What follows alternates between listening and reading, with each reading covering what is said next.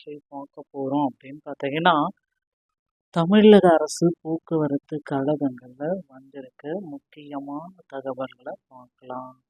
டிஎன்எஸ்டிசியில் 2026 requirement எப்போ வெளியிட போகிறாங்க?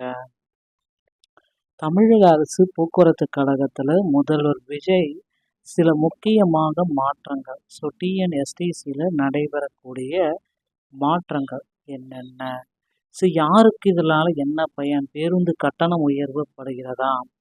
தமிழக அரசு போக்குவரத்து கழகங்களில் புதிய பேருந்துகள் 3000க்கும் மேற்பட்ட புதிய பேருந்துகள் வாங்கியாச்சு. டிரைவர் கண்டக்டர் இதை ஒன்றும் எடுக்கவே இல்லை. எப்பொழுது இதை எடுக்க போகிறாங்க?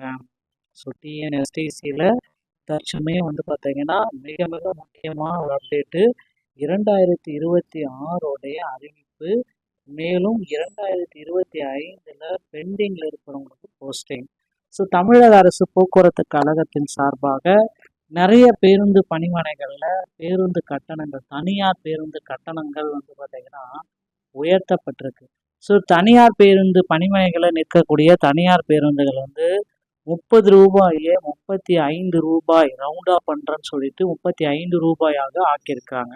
இது எப்படி ரவுண்ட் ஆகும்? 30 ரூபா கட்டணம் 35 ரூபாய்னா ரவுண்டா அப்படின்றது நிறைய பேர் கேள்வி வைக்கிறாங்க. அதுவும் பார்த்தீங்கன்னா போக்குவரத்து துறை அமைச்சருடைய சொந்த ஊரிலேயே இது நடந்திருக்கிற சோகம் பெரிய ஒரு சோகம். போக்குவரத்து துறையுடைய அமைச்சர் இருக்கிறார் பார்த்தீங்களா, பார்த்திபன், அவருடைய ஊர்லேயே இது நடந்திருக்கு. அவருடைய சொந்த மாவட்டத்திலேயே இது நடக்குது. அவர் இதுக்கு ஒரு முக்கியமான ஃபுல் ஸ்டாப் வைப்பாரா அப்படின்றது நம்ம விரைவில் எதிர்பார்க்கலாங்க. தமிழக அரசு போக்குவரத்து கழகங்களில் டிஎன்எஸ்டிசி 2026 பல்கான ஒரு நோட்டிஃபிகேஷன். கிட்டத்தட்ட 26,000க்கும் மேற்பட்ட காலி பணியிடங்களை நிரப்புறதுக்கு உண்டான ஒரு அறிவிப்பை முதல்வர் விஜய் அவர்கள் விரைவில் வெளியிடுவார் அப்படின்றத எதிர்பார்க்கலாங்க. டிஎன்எஸ்டிசியில் இதற்கான ஒரு பெரிய நோட்டிஃபிகேஷன் ரெடியாக இருக்கு மக்களே. இப்போந்தே உங்களை தயார்படுத்தி கொள்ளுங்கள். நீங்கள் போக்குவரத்து கழகங்களில் ஜாயின் பண்ணணும் அப்படின்னு நினச்சிங்கன்னா அருகாமையில் இருக்கிற ஆர்டிஓ அலுவலகத்தை முதல்ல நீங்கள் அணுகணும். அணுகி டிரைவிங் லைசன்ஸ் மற்றும் கண்டக்டர் லைசன்ஸை எடுத்து உங்களை தயார்படுத்திக்கோங்க.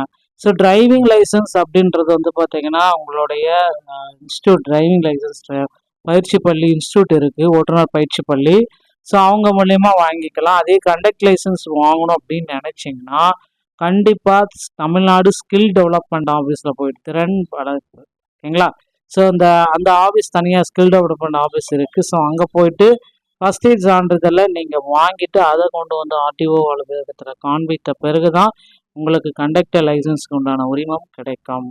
இதே ப்ரொசீஜரை ஃபாலோ பண்ணிக்கோங்க. இதே போல தாங்க போக்குவரத்து கழகத்தில் சில விதிமுறைகளும் இருக்குது. அதற்கேற்றார் போல தாங்க ஏஇ, ஜேஇ, டெக்னிக்கல் அசிஸ்டன்ட் இந்த மாதிரி அனைத்து பணி நியமனங்களுமே நடக்க இருக்கிறது. கிட்டத்தட்ட நாம் எதிர்பார்த்துருக்கிற டைம் வந்தாச்சு. இந்த ஜூலை இறுதியில் ஆகஸ்ட் முதல் வாரத்தில் போக்குவரத்து கழகத்தில் அதிகப்படியான ஆட்கள் எடுக்கிறதுக்கு உண்டான ஒரு அறிவிப்பை முதல்வர் விஜய் அவர்கள் நேரடியாக வெளியிட இருக்காருங்க. டிரைவர் தனியாக, கண்டக்டர் தனியாக, இதை நேரடி நியமனமாக எடுத்துக்கலாம், எக்ஸாம்ஸ் எதுவுமே தேவையில்லை அப்படின்ற மாதிரி சில பேச்சுகள் போயிட்டுருக்கு. ரெண்டுமே நேரடி நியமனமாக எடுக்கிறதுக்கு நிறைய வாய்ப்புகள் இருக்குது.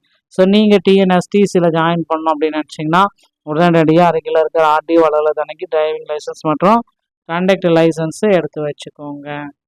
போக்குவரத்து கழகத்தில் 2025 டிசிசியோடைய நியமனங்கள், அதில் நிறைய பேருக்கு இன்னும் போஸ்டிங் வழங்காமல் இருக்காங்க. அவர்களுக்கு இன்னும் ஒரு சில தினங்களில் அதற்கான அறிவிப்பு வரலாம் என்று எதிர்பார்க்கப்படுகிறது. டிஎன்எஸ்டிசி சம்பந்தமான செய்திகள் அனைத்தையும் உடனுக்குடன் பெற நீங்கள் நம்முடைய சேனலோடு இணைந்திருங்கள். நன்றி, வணக்கம், தேங்க்யூ.